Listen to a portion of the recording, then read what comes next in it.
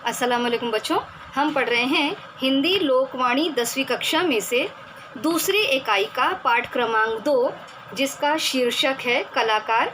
इसके लेखक हैं राजेंद्र यादव। परिचय में बताया है जन्म 1929 आगरा उत्तर प्रदेश, मृत्यु सन 2013 दिल्ली। परिचय राजेंद्र यादव जी साठोत्तरी पीढ़ी के जाने माने उपन्यासकार एवं साहित्यकार हैं। नई कहानी के नाम से हिंदी साहित्य में आपने नई विधा का सूत्रपात किया। उपन्यासकार मुंशी प्रेमचंद द्वारा सन 1930 में प्रकाशित साहित्यिक पत्रिका हंस का पुनर्प्रकाशन आपने प्रेमचंद की जयंती के दिन 31 जुलाई सन 1986 को प्रारंभ किया और अपने अंतिम समय तक पूरे 27 वर्ष तक जारी रखा। प्रमुख कृतियां हैं जहां लक्ष्मी कैद हैं, छोटे छोटे ताजमहल, किनारे से किनारे तक, ये कहानी का संग्रह है, सारा आकाश, शह और मात तथा उखड़े हुए लोग, ये उपन्यास है आदि। अब देखते हैं गद्य संबंधी। गद्य उन्होंने किस संबंध में लिखा है। कलाकार कहानी का नायक बहुरूपिया एक श्रेष्ठ कलाकार है। वह अंत तक अपनी कला के प्रति ईमानदार रहता है। ढोंगी साधु का वेश धारण करने पर बहुरूपिया अपने उस रूप और वेश से ऐसा प्रभावित हुआ कि उसका मन भी एक त्यागी और बैरागी सन्यासी के समान सोचने लगा। इस कहानी से प्रेरणा मिलती है कि हमें अपने व्यवसाय के प्रति ईमानदार होना चाहिए। तो छात्रों, अब हम पढ़ रहे हैं दूसरी इकाई का पाठ क्रमांक 2 कलाकार। बहुरूपियों के बारे में हम सब जानते हैं। इन लोगों का पेशा अब समाप्त होता जा रहा है। किसी समय रईसों और अमीरों के मनोरंजन करने वाले बहुरूपिये प्रायः हर नगर में पाए जाते थे। ये कभी धोबी का रूप लेकर आते थे, कभी डाकिये का। हूबहू उसी तरह का व्यवहार करते थे। इस प्रकार अगर वो सफल हो जाते तो रईस उन्हें इनाम देता था। इसी तरह बहुरूपिये का एक रूप यहाँ पर लेखक कह रहे हैं, मैंने यानी राजेंद्र यादव जी ने राजस्थान लोक कथाओं में सुना था और मुझे वह अभी भी अच्छी तरह याद है। लगता है कि हम सब के भीतर कहीं ना कहीं उसी तरह का एक बहरूपिया बैठा है।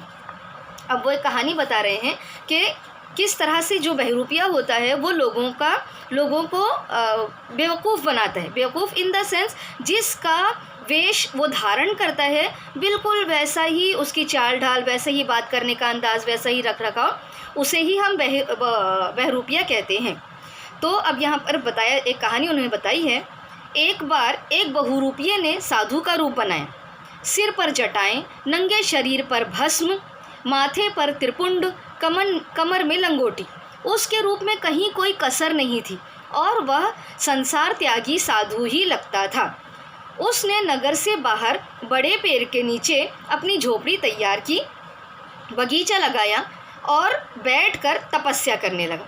धीरे धीरे सारे नगर में ये चर्चा होने लगी कि गांव के बाहर एक साधु महाराज ने अपना बसेरा कर लिया है। फिर उसके बाद क्या हुआ कि लोगों का तांता बनना शुरू हो गया। लोग उनके दर्शनों को आने लगे, उसके उपदेश को सुनने लगे। हालांकि वो बहुरूपिया था, लेकिन उसने क्या किया था, साधु का वेश धारण किया था, साधु का रूप बनाया था। तो उसने अपने तमाम काम साधुओं की तरह ही करने शुरू कर दिए थे। धीरे धीरे उसकी जो चर्चा थी वो चारों तरफ फैलने लगी और उसने सब जगह यश की प्राप्ति कर ली, मतलब उसने कामयाबी हासिल कर ली। लोग बहुत दूर दूर से उसके उपदेशों को सुनने के लिए आया करते थे। ऐसा लगता था कि उसके उपदेशों में जादू है, क्योंकि जो भी उनके उपदेशों को सुनता था वो उससे मंत्रमुग्ध हो जाता था और उससे बहुत ज़्यादा नसीहत वो प्राप्त करता था। तो अपनी इस कीर्ति को देखते हुए बहुरूपिया खुद भी हैरान होने लगा था कि किस तरह से वो लोगों को धोखा दे रहा है और किस तरह से लोग उसकी बातों के जाल में आते जा रहे हैं। मतलब वो सच्चे मानों में एक बहुरूपिया था जो लोगों को ये बता रहा था कि एक साधु तुम्हारे दरमियान बैठा है, जबकि वो साधु नहीं था, वो तो बहुरूपिया था। तो इस तरह से वो मन ही मन अपनी सफलता पर मुस्कुराया करता था। फिर एक मर्तबा ऐसा हुआ कि नगर के सबसे बड़े रईस से जब किसी ने उस साधु का जिक्र किया कि हमारे नगर के बाहर एक साधु महाराज आए हैं, तपस्या किए बैठे रहते हैं, हमेशा भगवान में लीन रहते हैं, ठीक है, तो जाकर उनसे मिलना चाहिए या उनके उपदेश सुनना चाहिए। तो वो जो सेठ था वो अक्सर हंसी में उनकी बात को उड़ा दिया करता था, मानो वो ऐसा जता रहा हो कि ऐसे साधु संत तो हर दूसरे कदम पर हमको मिल जाएंगे, जो अपनी वेशभूषा वैसा बना लेते हैं, जो अपने आप को साधु बताते हैं, लेकिन असल में वो साधु नहीं होते। लोगों को उपदेश तो देते हैं मगर खुद उनके अंदर खोट पाया जाता है। तो इस तरह से सेठ क्या करता था, उनकी बातों को बिल्कुल नकार दिया करता था। फिर उसके बाद एक मर्तबा क्या हुआ कि एक बार सेठ की पत्नी बहुत बीमार हो गई।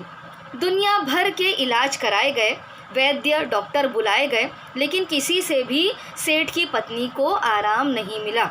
सेठ की पत्नी की तबीयत सुधरने के बजाय और भी बिगड़ने लगी।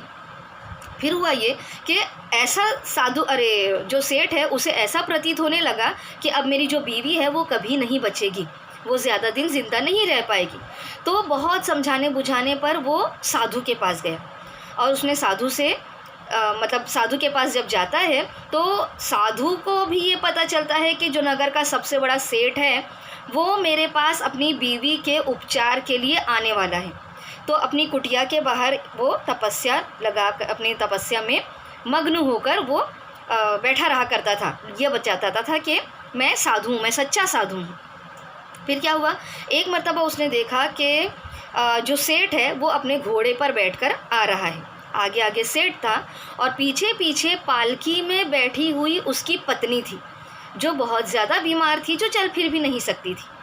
तो सेठ आया और फ़ौरन उस साधु के चरण में गिर गया और उसने कहा कि साधु महाराज, मैंने बहुत ज़्यादा इलाज करवा लिया है, बहुत ज़्यादा उपचार करवा लिया है, बहुत सारे मैंने वैद्य और हकीम को भी बता दिए हैं, मगर किसी तरह मेरी बीवी की बीमारी ठीक ही नहीं हो पा रही है।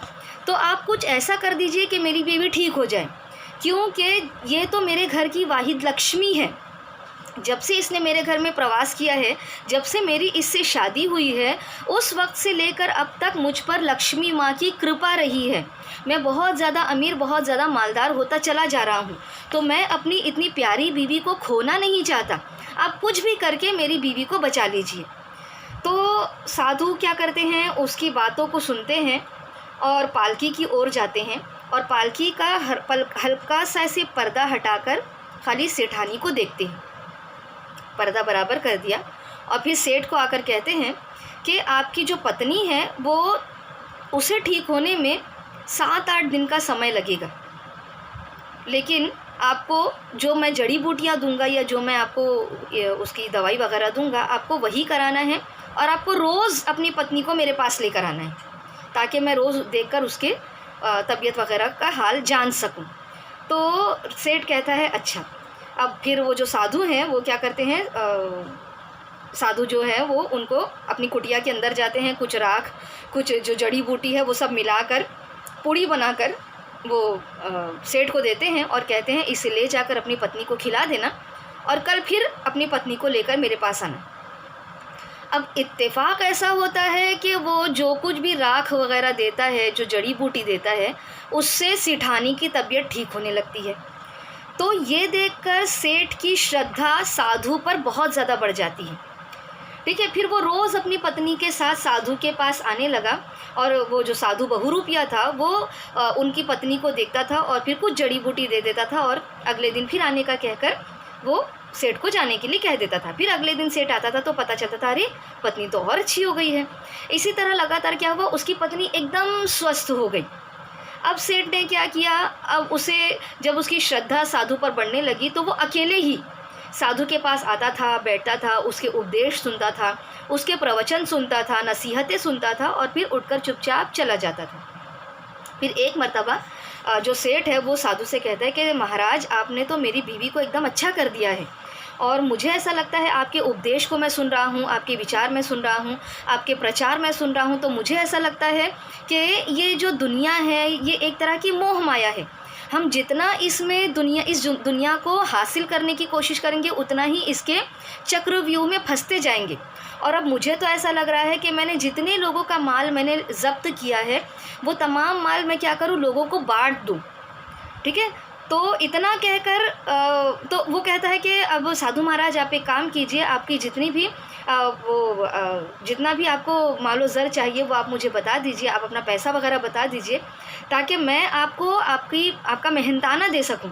आपने जो मेरी बीवी को एकदम अच्छा भला चंगा कर दिया है, वो अच्छी हो गई है, घर के काम काज करती है, मेरा बहुत ज़्यादा ख्याल रखती है, तो क्यों ना मतलब आप बताइए मैं आपको क्या दूँ जिससे आप प्रसन्न हो जाओ। तो उस वक्त साधु कहता है कि मुझे कुछ नहीं चाहिए। कहता है कि जिस मोह माया को छोड़ने का मैं आपको प्रवचन देता हूँ, आप उसी मोह माया के जाल में मुझे बांधना चाहते हैं।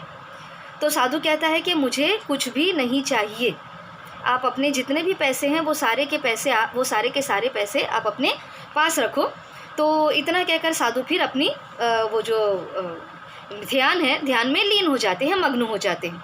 फिर उसके बाद क्या हुआ, जब दूसरे दिन साधु सोकर उठते हैं और अपनी कुटिया के बाहर आते हैं, तो वो देखते हैं कि उसकी कुटिया के बाहर बहुत सारे बड़े बड़े घड़े रखे हुए हैं। तो किसी में हीरे हैं, किसी में जवाहरात है, किसी में सोना है, किसी में चांदी है, किसी में बहुत सारे रुपए पैसे भरे पड़े हैं, किसी में अशरफियाँ हैं, किसी में जेवरात है। देखते ही देखते मतलब फिर ऐसा होता है कि साधु महाराज देखते हैं तो दूर से उनको सेठ आता हुआ दिखाई देता है, और बहुत सारे उसके पास और भी बहुत सारा सामान रहता है, और वो उसकी कुटिया के आगे लगा देता है और कहता है कि साधु महाराज आपको जितना पैसा जितना रुपया चाहिए आप इसमें से ले लो, क्योंकि ये सारा जो धन है वो दूसरे लोगों का है, और अब मुझे ये कुछ धन नहीं चाहिए। मैं अब ये सारा धन जो है वो दूसरे लोगों को, जिनका ये माल है, मैं उसे बांट दूंगा, लेकिन आपको इसमें से जितना पैसा चाहिए वो आप रख लीजिए। लेकिन साधु कहता है कि मैं इसमें से कुछ भी नहीं लेना चाहता, क्योंकि यही धन तो मैंने आपको त्यागने के लिए कहा था, और मैं अब इसे नहीं लेना चाहता।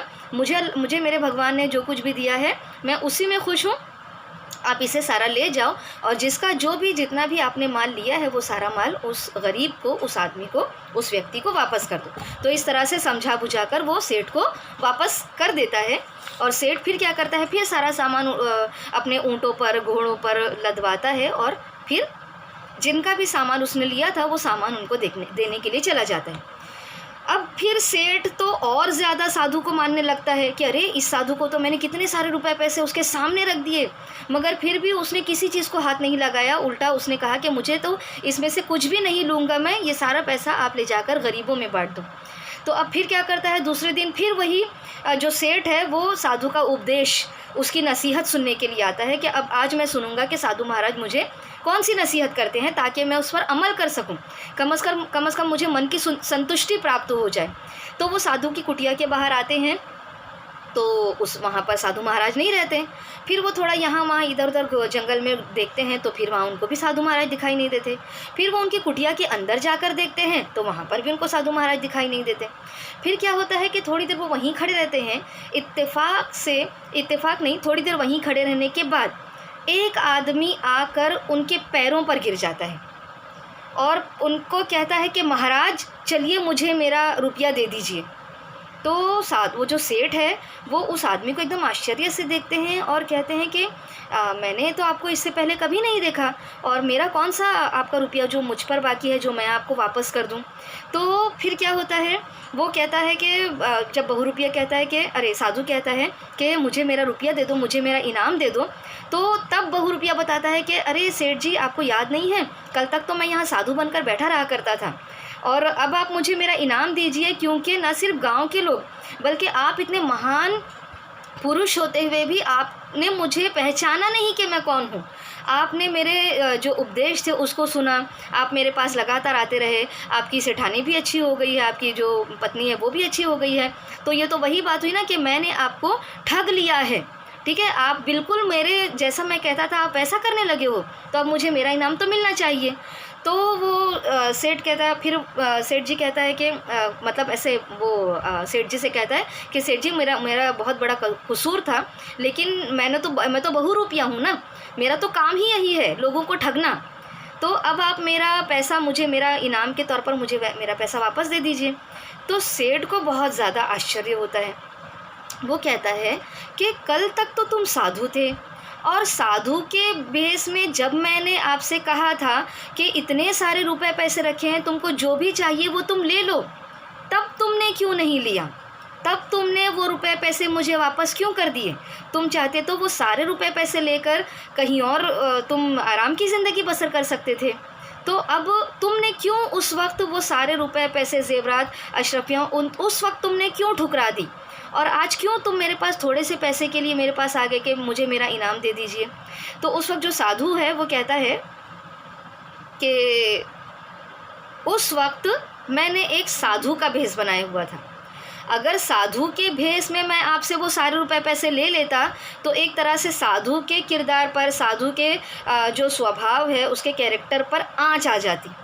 फिर तमाम लोगों का साधु के ऊपर से विश्वास उठ जाता। लोग ये सोचते कि साधु ने रुपए पैसे के लिए ये भेष, जो बहुरूपिया था उसने रुपए पैसे के लिए साधु का भेष बदला है, तो हर साधु ऐसा हो सकता है, इसीलिए मैंने आपसे 1 रुपया भी नहीं लिया। तो सेठ कहता है अच्छा ये सब बात तो मेरी समझ में आ गई, लेकिन मेरी पत्नी को तुमने कैसे अच्छा कर दिया? तुम तो साधु नहीं थे, तुम तो बहुरूपिया हो। तो वो कहते हैं कि सेठ जी ये तो आपकी श्रद्धा थी और आपका ये तो संयोगवश, मतलब इत्तेफाक से ऐसा हो गया कि मैंने कोई जड़ी बूटी आपको दे दी और उसे खाकर सेठानी जी ठीक हो गई हैं, अच्छी हो गई हैं।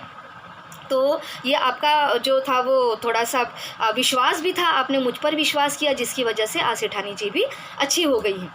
तो फिर सेठ सोच में पड़ जाता है कि कल जब मैंने इसके पास इतने सारे रुपए पैसे रखे थे तब तो इसने हाथ नहीं लगाया, लेकिन आज इसने कितनी संतुष्टि के साथ, कितने इत्मीनान के साथ आज इसने कुछ अशरफियों के लिए उस वक्त कल के दिन इसने मेरी सारी दौलत ठुकरा दी थी।